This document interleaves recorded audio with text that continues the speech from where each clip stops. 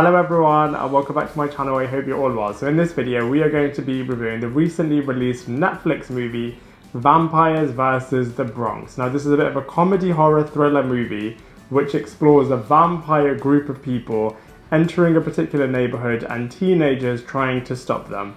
Now this has a bit of a 90s vibe to it and explores really interesting themes of racism, abuse, friendship, community, trust and intimidation.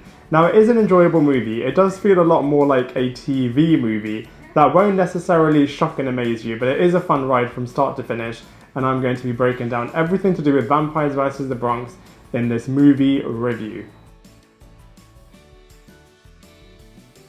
So in terms of the plot and storyline of Vampires vs. the Bronx, it is centered around a real estate company called Morrissey, who are slowly buying out small businesses in the Bronx as they want to take over the area, as they are all secretly vampires and want a new place to reside. They then come across a group of teenagers who find out the truth, and the teenagers then have a bit of an uphill struggle in terms of convincing all of the townspeople that actually vampires are slowly taking over the area, which as you can imagine is a bit of an uphill struggle, and also trying to stop the vampires from taking over their town. So as you can imagine, there's a bit of a battle that then happens between the vampires and the teenagers. The film then also explores why the vampires have chosen this particular area to take over and whether or not they can get away with their devilish and fiendish plans. And actually, surprisingly, there is a lot of death along the way as well. So from a cast and characters point of view, the characters in this movie are actually really interesting. There's no big A-list celebrity cast members attached to this film, but that being said, the characters are still interesting in this film. So they're kind of split into two groups. Firstly, we have the teenage groups, who is led by Miguel, and their job in this film is to find out all about what's happening with the vampires, to try to convince all of the townspeople that vampires exist, find out what on earth the vampires' plan is, and then ultimately trying to defeat the vampires.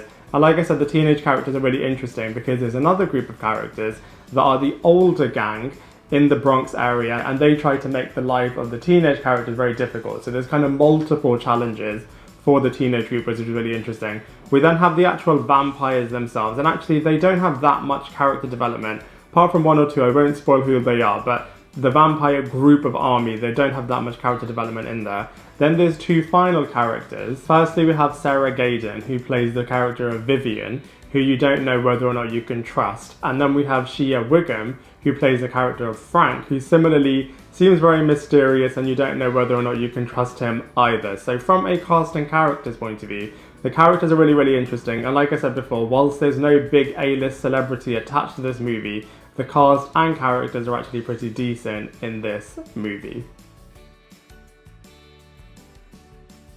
So from a visuals point of view, this movie is okay. It's not necessarily going to win any awards for its visual aesthetic, but it does work in terms of communicating everything that it needs to in this movie. Let's first talk about the vampires. So the vampires work in the sense that, you can believe they're vampires, they look a little bit demonic, and they look a bit scary, they do very sinister things. But I was just expecting a little bit more from the vampires, from the visuals department. The ending of this movie does kind of come into its own, but throughout the film, I was hoping for a bit more from the vampires aspect of the film. It does have its very horror moments in there as well. Like I said, there's quite a lot of death in this movie, surprisingly a lot more than I thought there would have been. And then the actual setting of the Bronx works really well in terms of immersing you into believing this world and really feeling like you're with all of these different characters. So from a visuals point of view, it works. It isn't necessarily the best visuals that you're ever going to see, but you do feel like you're with all of these characters because of the visuals.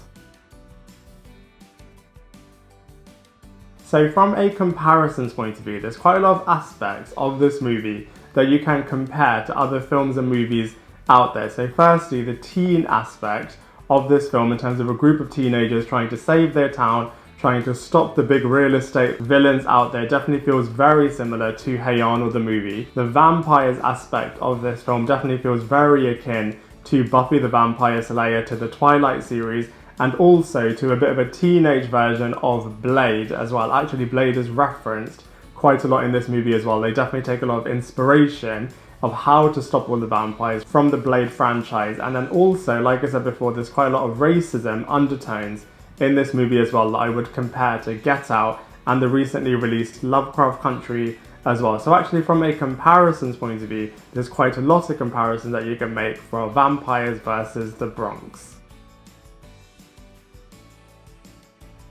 So overall, the one word that I would describe Vampires versus the Bronx with is decent. It's definitely not the best, also definitely not the worst either. It's decently in the middle. I'd say, it's got a decent group of characters, decent premise, and a decent execution as well. And as such, I'm going to give it a decent rating of 5.5 out of 10. I'd love to hear what you think, so please let me know in the comment section below. Otherwise, I look forward to seeing you in my next video.